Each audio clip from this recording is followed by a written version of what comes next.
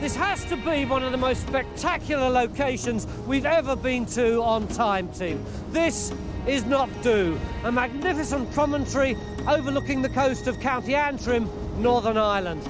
I can hardly see my hand in front of my face at the moment, and the wind's practically blowing me off the hill. But once the fog lifts, you'll see spectacular views of the Mull of Kintyre behind me and the coast of Scotland way over there. We're on a remote site here, 20 miles north of Belfast. Knockdhu is a vast headland that towers over the Antrim coast.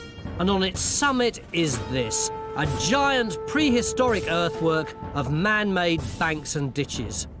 But it's never been excavated before, so no one knows what it was for, who built it, or when. Finding out is going to be an enormous challenge. For a start, it takes us half an hour by tractor just to get up here.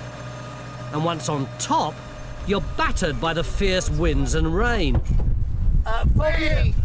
But undaunted, we're going to attack it head-on with a team of archaeologists from Queen's University, Belfast, provided we don't get lost in the fog. The earthwork runs the length of 3 football pitches. By anyone's reckoning, it's colossal. So it's all the more surprising that this place is an enigma. These banks and ditches look like they were built to defend the promontory, but some of our archaeologists aren't so sure. And anyway, what on earth could have been up here to defend? It's just as well we've got Geophysics on hand to tell us where to dig. I don't think we can do anything. What's up, John? Well, we came here, we'd got lots of plans when we were in the office. Yeah. We're going to do a series of radar transects across the ditch and rampart system. Now we actually get here, I mean, forget the weather, that's nothing, but just, we can't actually do anything. Why? Well, we've got a wheeled cart system. We cannot drag it down a slope like that, across a ditch and back up the other side. It just physically won't go. Well, are you a man or a mouse, John? It's nothing to do with me, it's the cart. I mean, we might be able to go along the line of the ditches and the ramparts, but then again, dragging it through this is not easy. Have a look at this. This is where we should find stuff, in this loose, rubbly, scree stuff. Are these man-made flakes? Yeah, I'm just finding them. Yeah? Get away. I did, just back there. Don't sound so surprised. Are they? Well, they are. Oh, good. That's why I am so surprised. Well, in that case, then, you won't need any tuition about that one. No, that's where someone has walloped it, probably with a hammer stone, and that's called the bulb of percussion. Well done. You're almost becoming as addicted to flints as I am. You really are. No, I'm really not. So could our defended site up on Knockdhu have been connected with this flint mine and prehistoric tool-making? You get arrowheads out of this sort of stuff easily. Shave with that. If we find flint tools up on the promontory, then that could be crucial evidence, especially if we can date them. Because the earthwork could have been built at any time between the Neolithic or Late Stone Age and the Bronze Age. That's a mere 3,000 years of prehistory. Well, it looks as though we're now getting to the base of this man-made bank. Yeah. And you see these dark lines running across the bank there. Yeah. We think those are actually evidence of turfs that have been used to construct the bank. And then on the other side, it really just drops away vertically into really quite a large ditch. Francis, if this actually was a fort with attackers out there and defenders in there, how would it have worked as a defence? Well, I think the key to that is the number of ditches and banks. So, first of all, any attacker's got to struggle through that ditch, which would be full of water. When you come over here, Tony, and look, you're rising up again, then maybe you've got a palisade here. And then, look, you've got a heck of a deep ditch over there. Jim, the other large earthworks that there are in Ireland, are they very similar to this? They have a certain basic format to them that makes them clearly, defensive. One of the things they'll normally have is very large ditches, but they're going to be V-shaped. They're going to be deep, V-shaped. We call them ankle breakers because they're so difficult to get out of once you've got inside. And you haven't got that here? No, you don't. And this is why this site is providing certain problems of interpretation. You can't simply throw the word hill fort at this, even though it's on top of a hill or a promontory. So this was defensive, it's just that there was something else going on but we don't know what it was. That's absolutely right. There's a distinct dip here, single lines, in comparison to a hump, which you've got actually there. Yeah. So you've got the hump going up and a dip coming down. And obviously this is a definite feature, and it corresponds with this hump. So, I mean, you've got a mound and then a pit underneath it. Yeah. I mean, could that pit be a grave and the mound be a barrow or cairn? Could be. I mean, I can't tell what's inside there, apart from saying that material there is the same as that material there. What do you reckon it is, Philip? Well, I think it could certainly potentially be a burial under a cairn or a barrow, as you say. I think we certainly have to investigate it.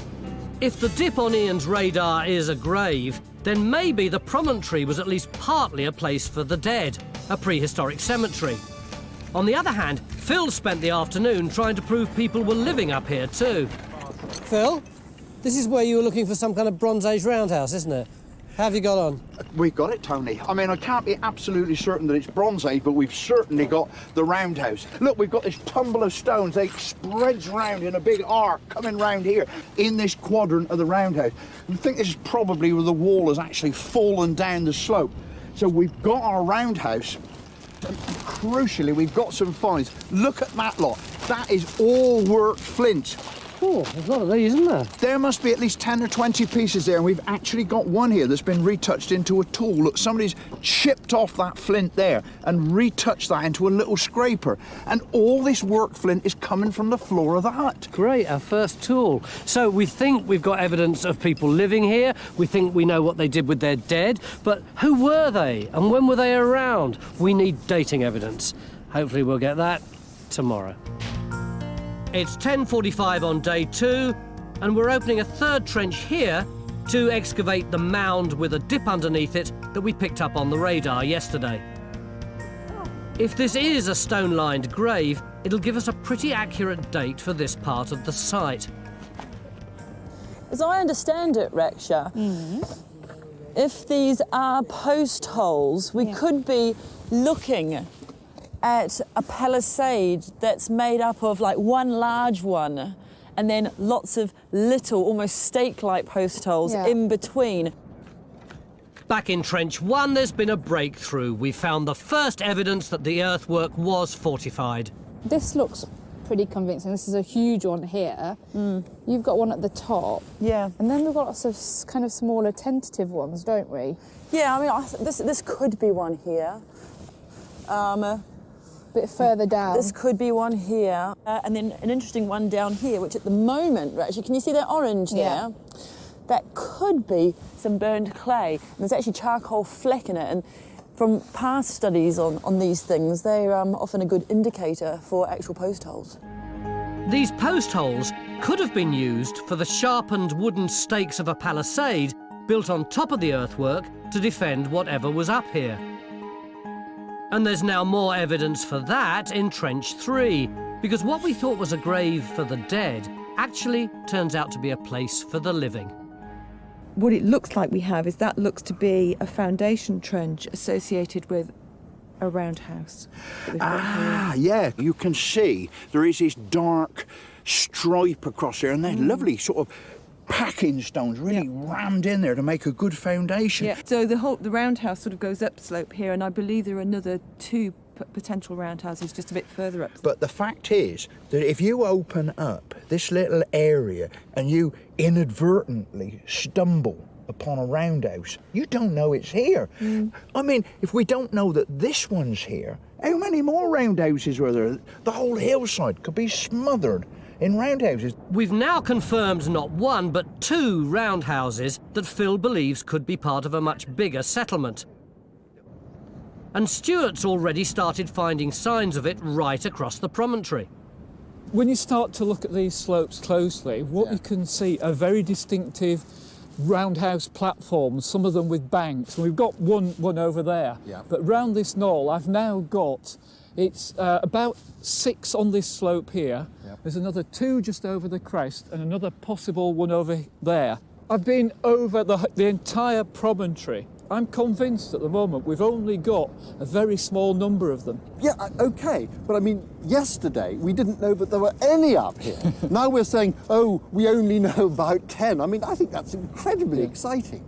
No, that's why I bought you these poles, all right? Because you can't really see them as tussocks of grass. So could you take these poles and put them on the tops of the walls, right? And then get Henry, with his clever gadgetry, to plot them all in, okay? Yeah. And I'll come back and see if you've done it properly. No, thank you very much, sir. We're convinced the earthwork was being strengthened year after year to defend the people living in the village behind it. But who were they? And what were they defending themselves against?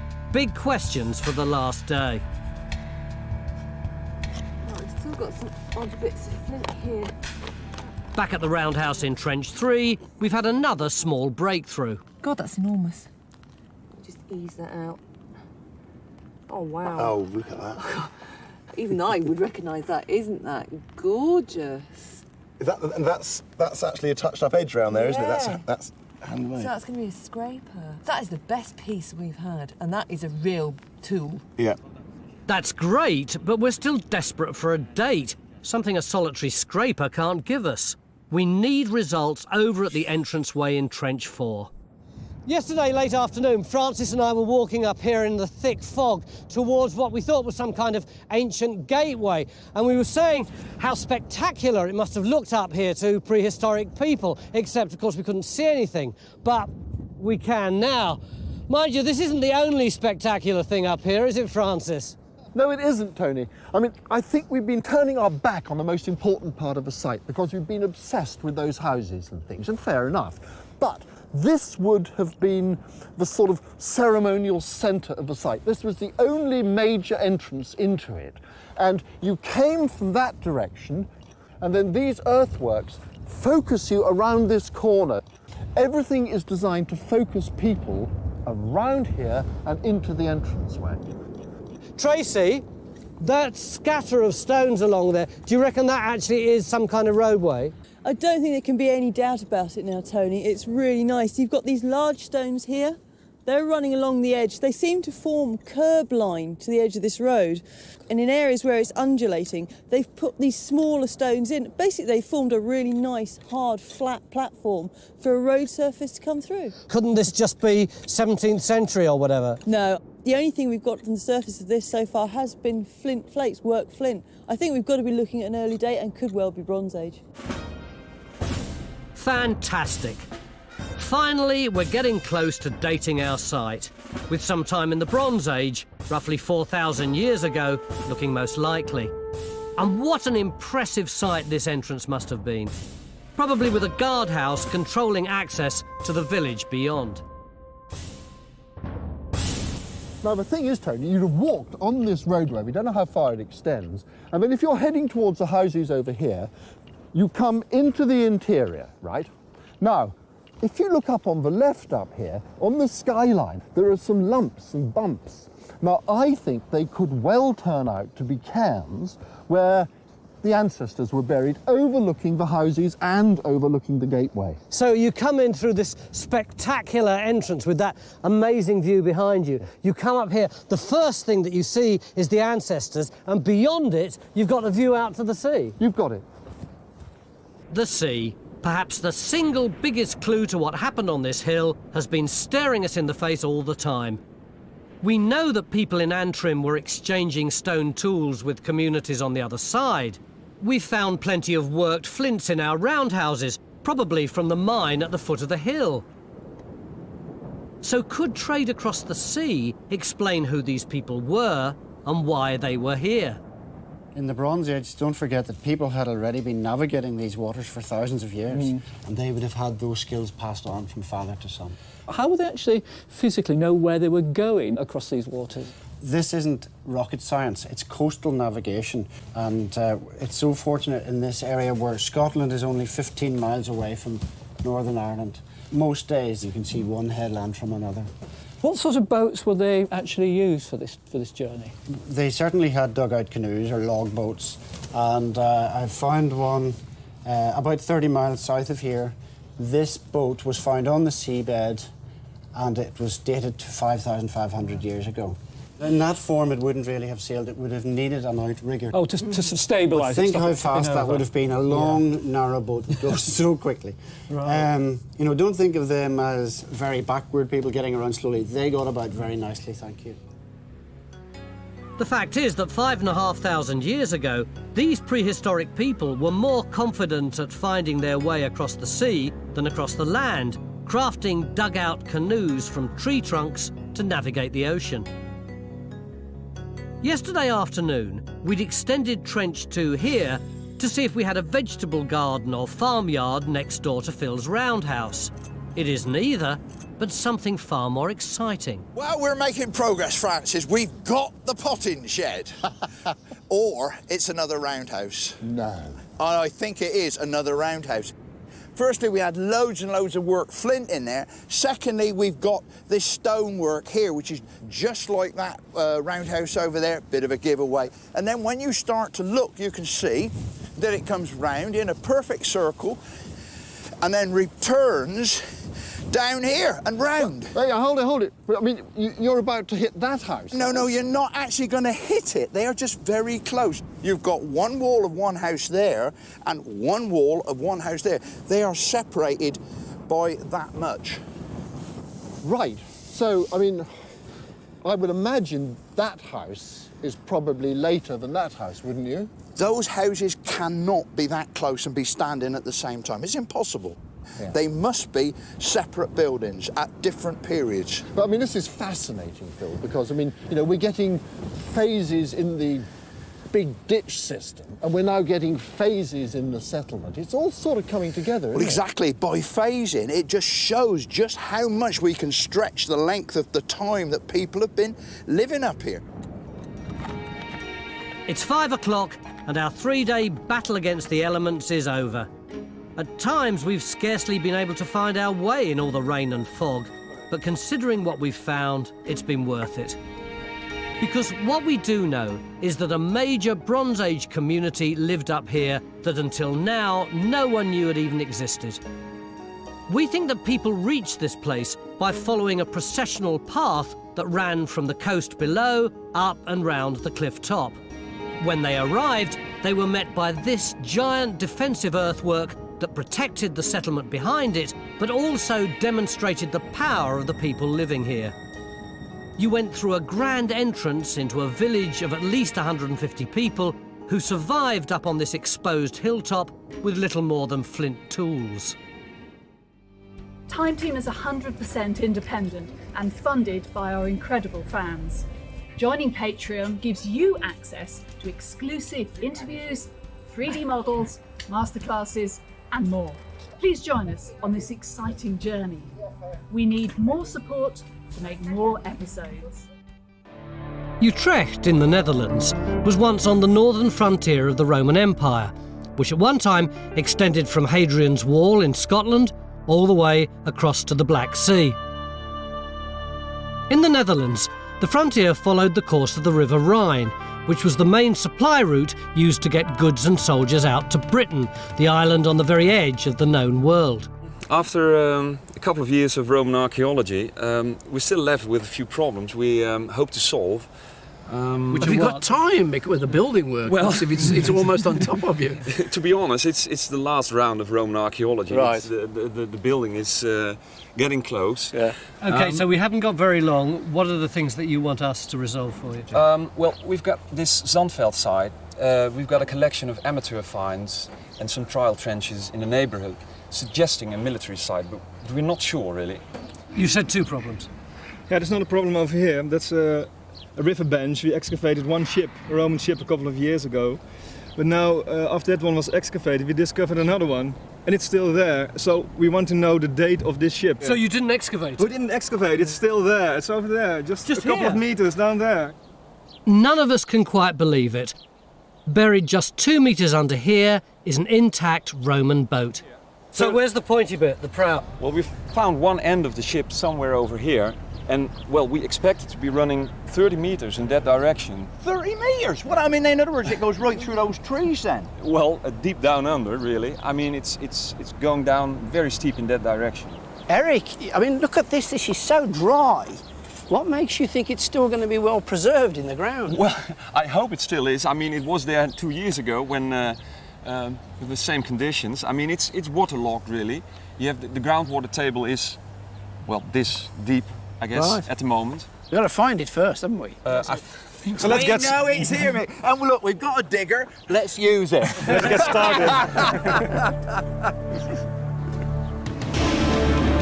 Eric and Hera discovered the boat 2 years ago, but only had time to expose a fraction of it.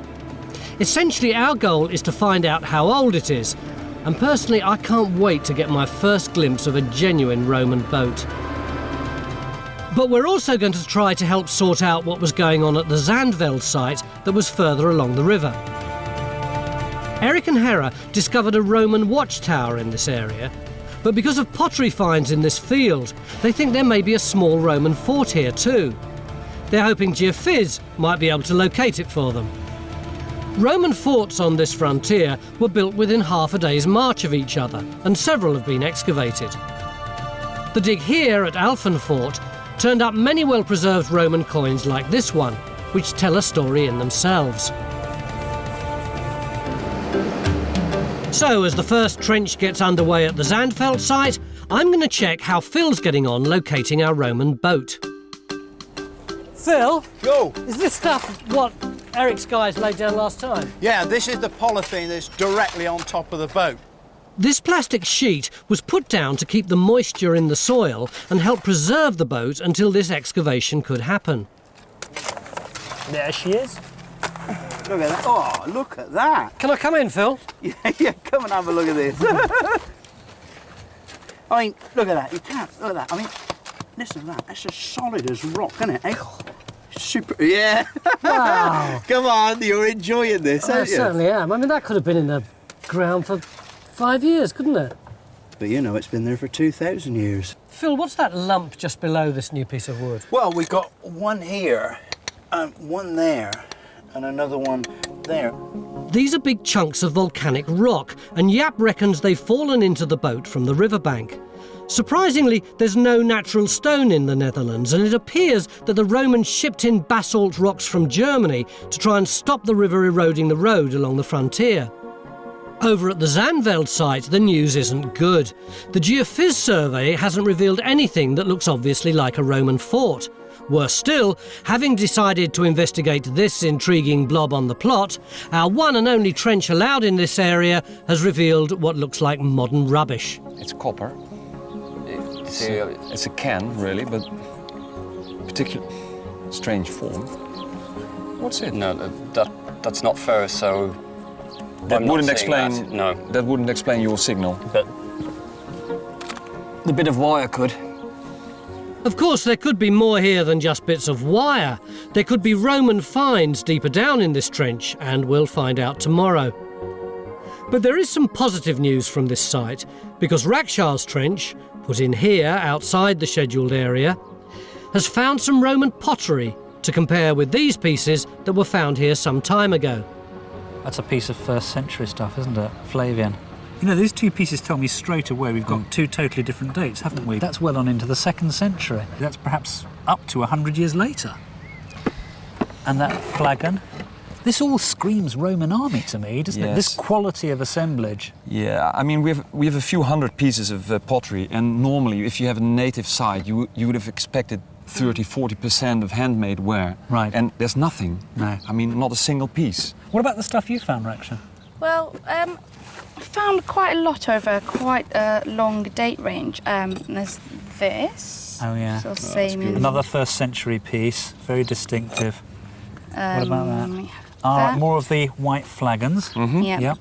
But we do have something here that Eric and I are very excited about. Well, it's an ordinary plain Samian cup, but it's got writing on it. Not just that, though. I think I have a little present for you. Is it the same one? Try this one. It's the same one, isn't it? Yes, it is. Goes together, There you doesn't it? Yeah. We've got a whole word there, scratched on there. We've got CCE. That's a cursive form of E with 2 vertical strokes. PTUS, acceptus. And if there was an A, it's been rubbed off. And that must mean the accepted one. So I wonder if that's the name of somebody who lived here. Must be. Unless it's just saying it's not a reject. And then there's another AVG, org, underneath. Isn't that wonderful? Yeah, it's beautiful. I mean, this points to military present, I would say. Yeah, reading and writing. There's always far more of that on a Roman military site. Out here, in these remote provinces, like Britain and on the Rhineland, it's extraordinary, isn't it? So, we're not giving up at the Zandveld site just yet. But right now, as we reach the end of the day, I have to admit that my attention's focused completely on our Roman boat. In fact, what you here see is the top of this plank, the upper plank. That's that one there? Yeah, that one there. So what we've got is the full height of the boat in the trench? Yes. Are there any other kinds of boat apart from Roman ones that have that same kind of build? No. Well, that's a relief, isn't it? But I had to ask. I can't believe how beautiful that is. It's nice. That is absolutely... Just... And they took all the bark off the knee, so everything is worked. Everything, it is, isn't it? We're digging a Roman river barge, and it's got to be the best preserved structure we've ever seen. It's only a pity that 3/4 of it is buried too deep for us to get at on this dig. This boat's on a steep angle, and one end's some 6 metres below ground, too deep even for geophys to detect with radar. This dig is all about exposing a 5-metre section of the barge that will allow the experts to find out exactly how old it is. Phil, meanwhile, has gone to have a closer look at the other Roman barge found close to ours that's already been fully excavated. It's being stored at the Netherlands Institute for Ships and Underwater Archaeology.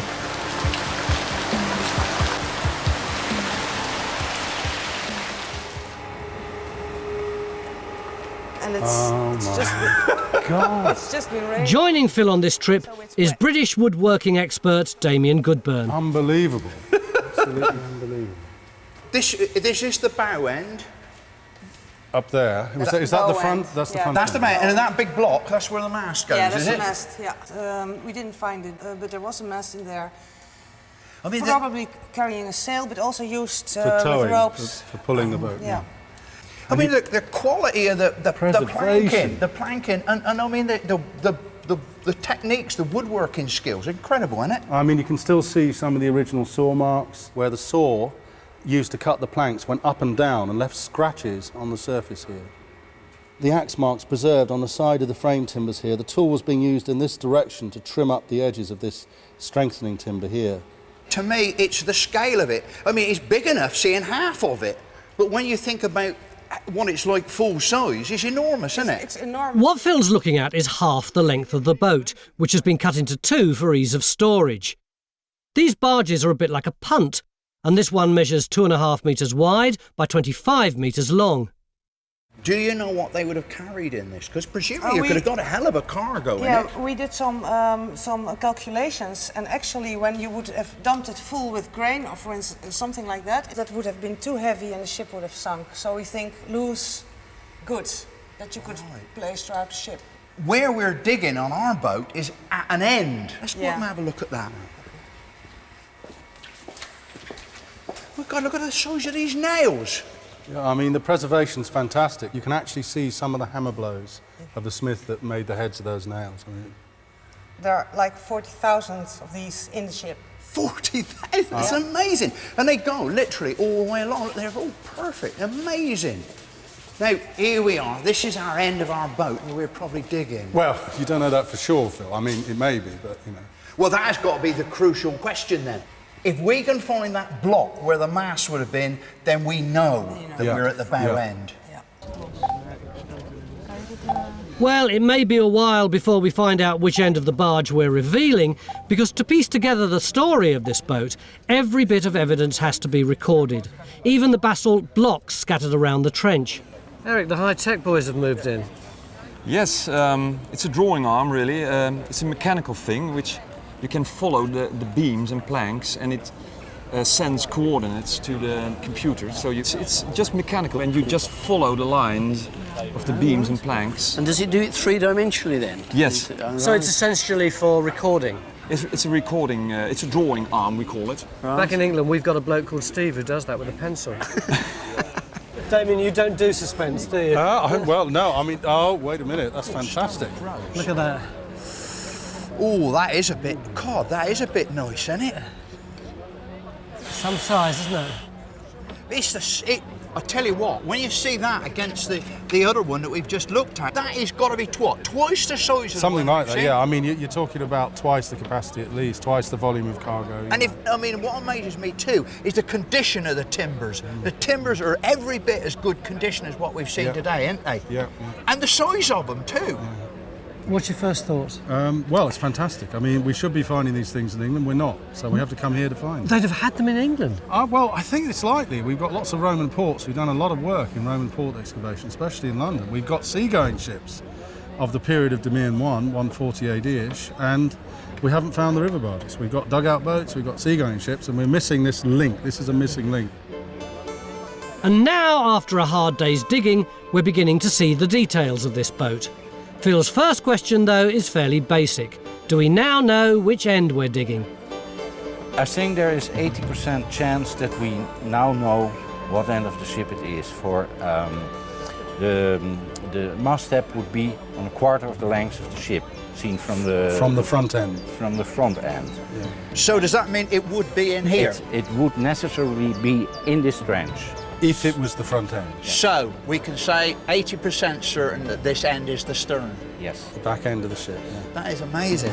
Disappointingly, there doesn't appear to be a cabin at the back of this barge, but it seems our experts have spotted something that makes this boat rather special. It's peculiar to see a joining of planks, at least from the bottom planks, with a mortise and tenon joint, which is typical for the Mediterranean. I was going to say, so you're saying, hang on a surely- minute, it's in the bottom planking that the joint In the is? bottom planking. Oh my God, that is unusual. They're not saying more at the moment, but they've promised to explain tomorrow. Tomorrow's also the day when these wood samples will be analysed, and we'll find out if the date of this boat's also special. Right now, it could be the drink that's talking, but the experts seem genuinely excited. Yap said to me about 5 minutes ago that every archaeologist says that their latest dig is unique, but that this boat really is unique. Cheers, Phil. And hopefully, somewhere under that mud tomorrow, we're going to find out why. Do you want a beer? Come on then.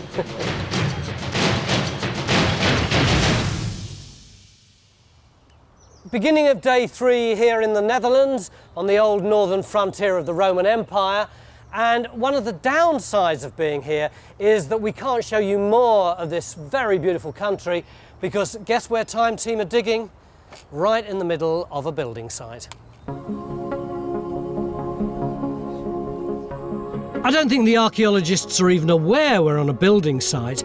Their eyes are transfixed on the perfectly preserved Roman barge we're digging.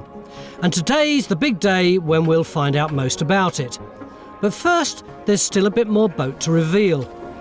Morning, Phil. How are you getting on? Oh, absolutely excellent. It really is something else down here. It's looking very impressive. Yeah, I mean, we've actually now got the full width of it now. Oh, so this is the other side in front of yeah, it? and it's the full height of it, so we got the full profile. Right. And I mean, since I've been working here, you just really get that sense of being in a boat. Yeah. It's quite incredible. I notice you're digging with a different implement, you know. This is not your normal trowel.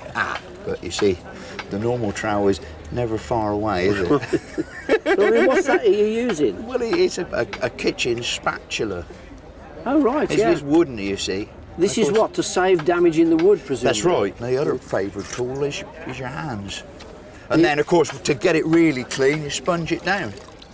What's this thing behind you that looks like a sort of, I don't know, looks like a fence post or something? Well, we've been calling it the mast, but we ain't really but we ain't serious about that. Right. Well, it does look rather round and straight. Yeah, but there's a good archaeological reason why it's not. Not the mast? No, well, you see, we got those big blocks of basalt. Oh, yeah, these are the things we were fetching out yesterday. Yeah, that's right. Yeah. Well, Yat was saying he thinks that they actually tumble in from the bank.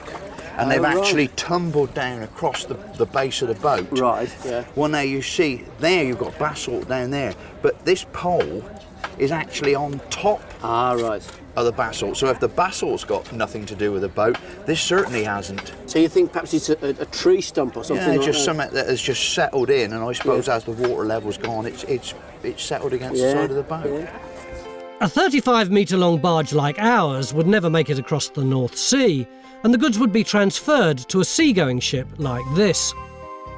This particular ship, Blackfriars 1, was found in the River Thames in the 1960s. It's possible, in fact, that the goods were transferred from boat to ship here at Utrecht.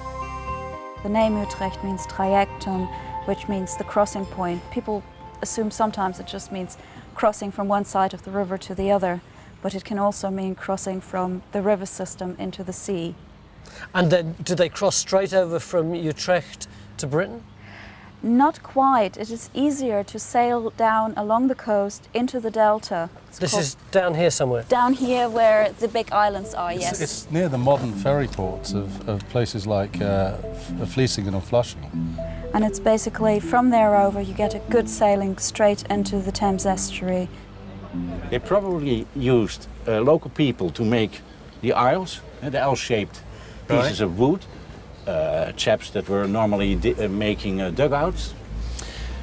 Those people were not used to have joint planks, and the Romans explained how to join planks. So you think this is a very early example of a Rhine barge? It should be, but maybe we learn more about it by the dendrodating. So, Damien, in a sort of scale of 1 to 10, where on earth does this boat rate in terms of importance? Oh, it's 11. It's 11 because it's throwing all the accepted ideas up in the air. It's that important? Oh, yeah, Yes. oh, yeah. But the main goal of the dig was to find out the date of this boat, and now that moment has finally arrived. According to Eric and Hera, this barge should date well before 100 AD if their theories about this frontier are to be proved right. To get the most precise date, the sample has to include the sapwood from just under the bark, as this contains the last growth rings in the tree that show exactly when it was cut down. This sample didn't have the sapwood, but it has given us an approximate date which Esther's working on right now. I can't wait to know. All right, I'm showing you here. The last ring of the L-shaped piece dates in 52 AD, the last ring. 52 AD. AD. Right. Add 25 rings, you come to 77 AD, plus minus 6 or something, and that's your post date. So 77. So we're looking at something in the early 80s.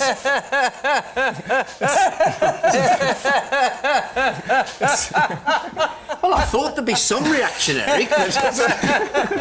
Why is that so exciting? No, I mean, it's just about, I mean, I said 85. Yes, you didn't did. I? Yes, I had 55, so I'm way out. I said 71. I said 71. Is this exactly the time that you wanted? Yes, I mean, if you asked me this morning, I mean, the only thing I could think of, when was the first serious phase of construction on this land infrastructure? Yeah. To my opinion, it began around 85 AD. That's after 7 years of research. So, that was my guess. So as well as all this infrastructure going in, they're getting the shipping sorted out to bring the bulk supplies carriers and were stuff. constructed. So that was my guess. I think they're quite happy with this date, Esther. It's always good about Esther always brings the good news. It's a great finish to the dig and their project in this area. Oh, now you can really see its boat shape, isn't it? But given the importance of this barge, I have to ask them, is there any chance the rest of the boat will ever be excavated? If the groundwater level lowers and we notice that, there's degeneration of the wood, I think you call time team. You think there's the possibility that one day we might get the phone call? You might. Come and dig the whole boat. I think, we have to reschedule time team and do it in 4 days, I think. We might just do that for you. Okay, thank you. Wouldn't it be great if we could just pull this entire barge out of the ground right now? Well, with the magic of graphics, we can do just that. This way we can see the full scale of this unique river barge, which measured just under 5 metres wide and something like 35 metres long. This is the missing link, as Damien calls it, the earliest example of a Rhine river barge. It was constructed most likely for the Roman army, using a mix of local and Mediterranean shipbuilding techniques. Built around 85 AD, this barge seems to have had a working life of 15 years before it was deliberately sunk around 100 AD to stop the River Rhine eroding the frontier road, a desperate measure by the Roman engineers fighting a constant battle against the forces of nature. And now there's just enough time to share the news with the people who did all the hard work. Ladies and gentlemen, the dendro date for our barge is, give or take 5 years, 85 AD, which makes it the earliest Roman barge ever discovered on the northern frontier. Time Team is 100% independent and funded by our incredible fans. Want us to make more episodes? Joining Patreon gives you access to exclusive interviews, 3D models, masterclasses and more. And you get to have your say in the process as we develop new sites. Welcome to a very special place. The Isle of Man may be a small and rather wet and windy island stuck in the middle of the Irish Sea, but it's crammed full of influences from British, Irish, even Viking incomers. In fact, it's been a cultural crossroads for thousands of years, including a time when Celtic Christianity vied with Norse paganism to become the island's religion. The legacy of this battle for dominance were the Keeills. Time Team have been offered the unique opportunity of excavating the last remaining untouched Keeill on the island.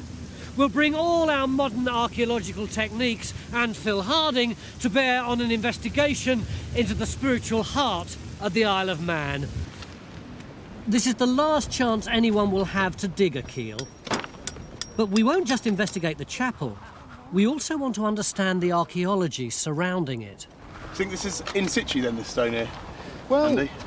My initial view would be that it's perhaps been just lodged here for safekeeping. You know, Right. It's by the pillar that's to put there to keep the ploughman off. But if it is in situ, then that's quite a rare. In fact, it's a real rarity. We've got definitely one stone, and perhaps one or two others that are still in the positions that they were placed in medieval times. Right. But considering we got 200 of these stone crosses from the whole of the island, so many of them now are just not where they were found.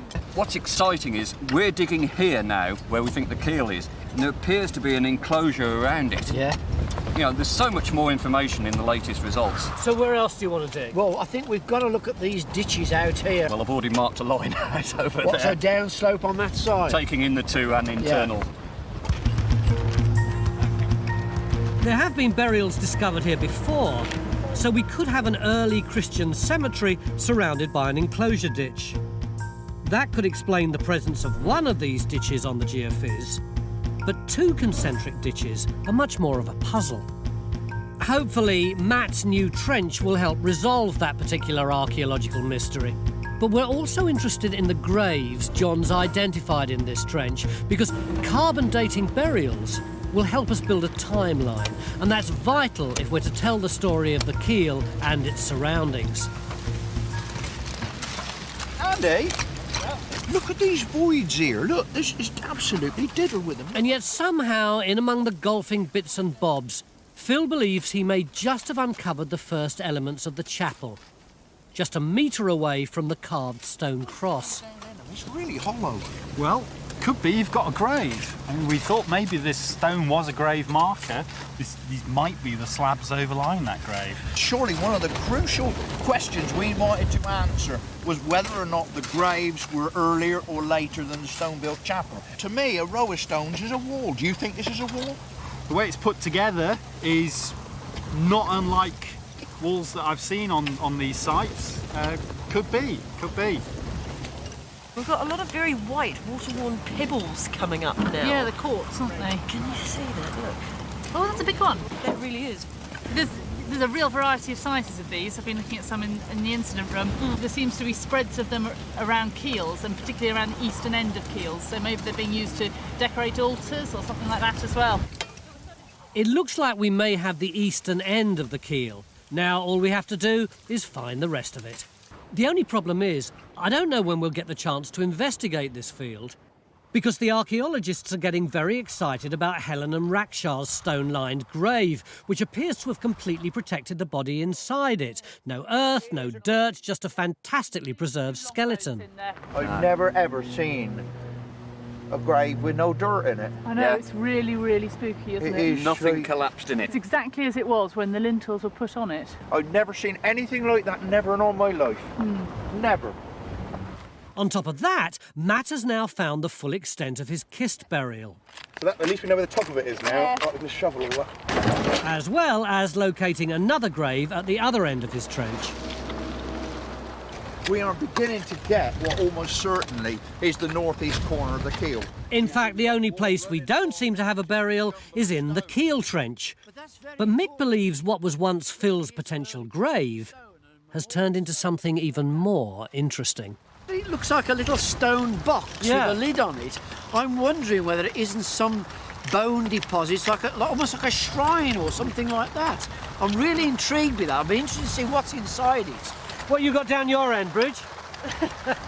I'm smack back in the middle, I think, Tony, at the moment. You know, we've got Phil's wall over that side here. But can you see there's two lines of pitch stones coming towards us? Yeah. We actually think this is the altar to the chapel. Yeah. And you're like this from what we got out, look at out that of lot. it. Fantastic. Look at the quantity and the size of these quartz pebbles coming out. Dates. That's what they say they wanted.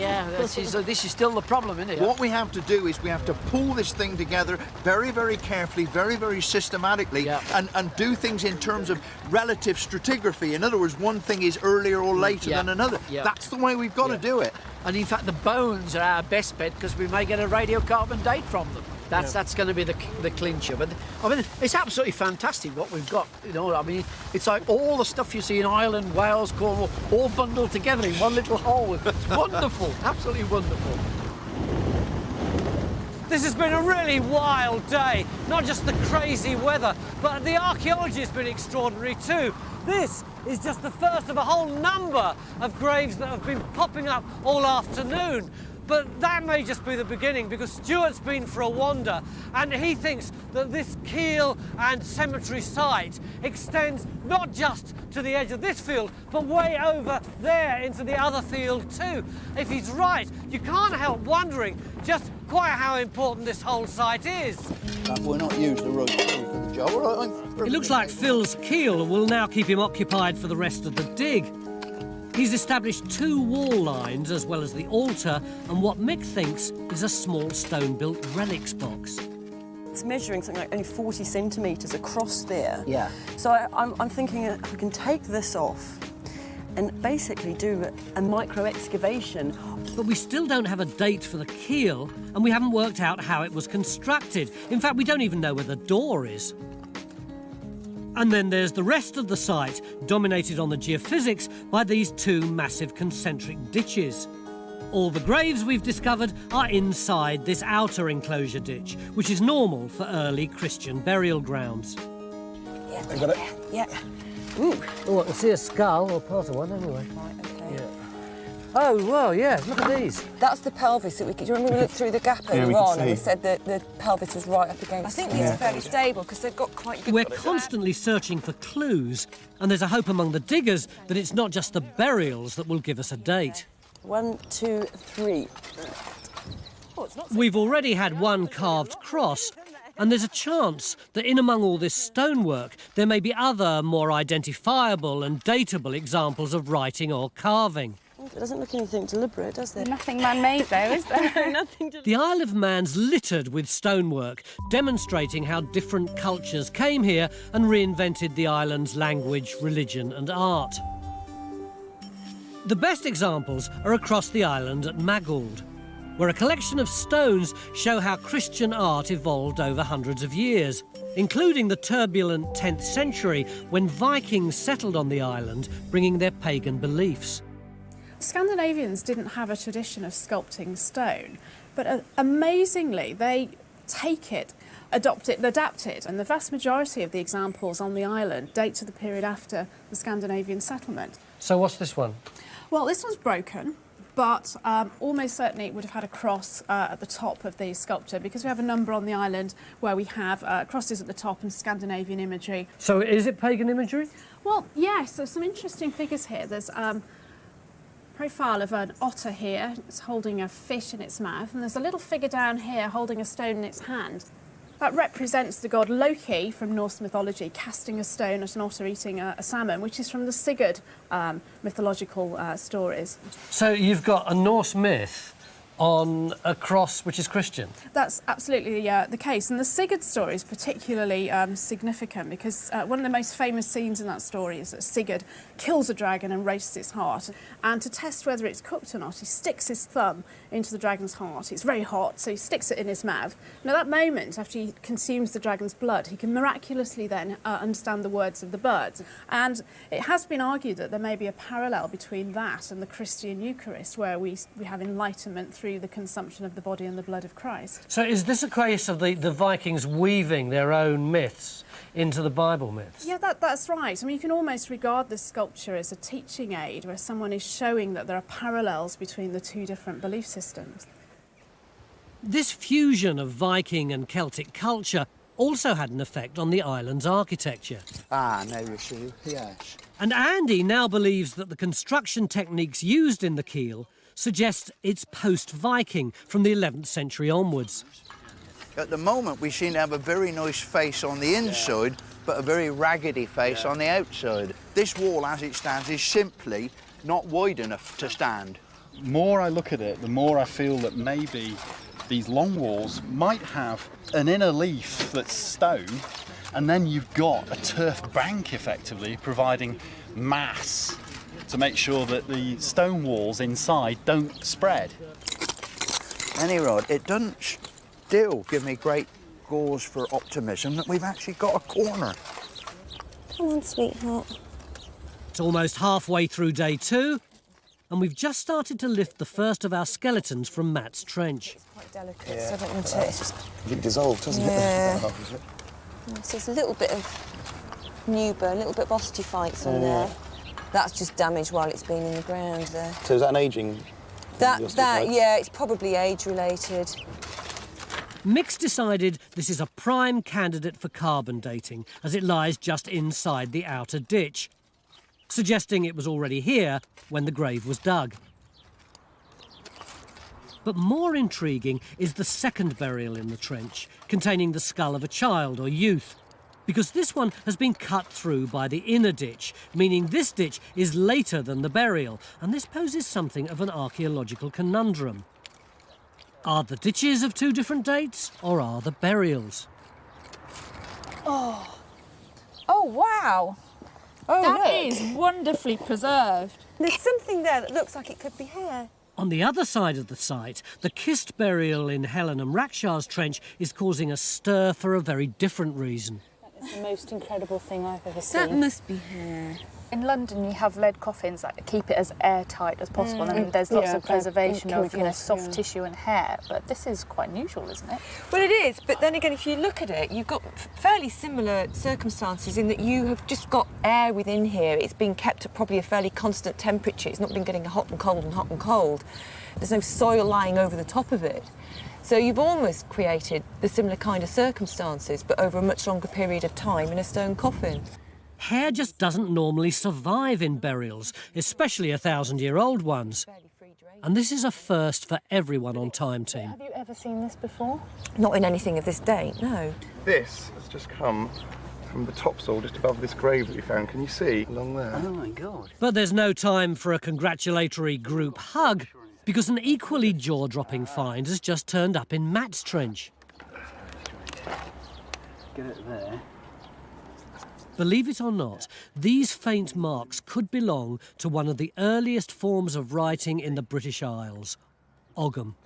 Basically, it's an Irish script which comes across the Irish Sea into the Isle of Man, Galloway, Wales, Cornwall, gets used to record memorials or often just references to important people. Do you think it could be associated with the grave? Could it be a memorial stone or a part of the grave slab? Well, I think so, yeah, because I mean, the straight edge along the side there is just like the grave slabs that we had on the other grave there. And this grave has been disturbed and was trenched originally looking for 2 ditches. I think I'm actually standing on one of them here, and it seems to chop through that. If it is from the grave, then that's exciting as well, because the other stones that we have are pillar stones which may have been near the site of a burial, but not actually in a burial like this. I think we'll know more when we know what it says. Over in Matt's trench, Mick's become intrigued by the ditch that's cut through one of the burials. This kist was there with a burial in it, and then it was dug into when this ditch was put through, and that's why we've only got half of it. And they bung the bones back in the corner. Yeah. Guys, I've got some news for you. We have now got an email from Dr. Ross Trench-Jellicoe. Oh, yes. Who's one of the preeminent specialists absolutely in Ogham writing, and he says that it is definitely Ogham. Right. It is 11th to 12th century, or the 11th to 12th century tradition, and it's part of the Norse tradition. Stick it into the box. Okay, right. Should I take it out? You got it there.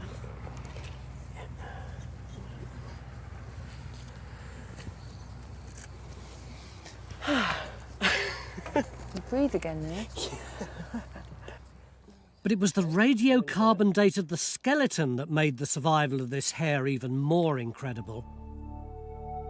The body was much older than we initially thought. This young woman was buried here 1400 years ago, making this 6th century burial the earliest Christian grave ever found on the island. Any progress on this doorway, Andy? Well, I don't know, Phil. I think possibly things are starting to resolve themselves. We've got a door reveal here, and I think this big slab here is our other door reveal, but it's fallen at some point.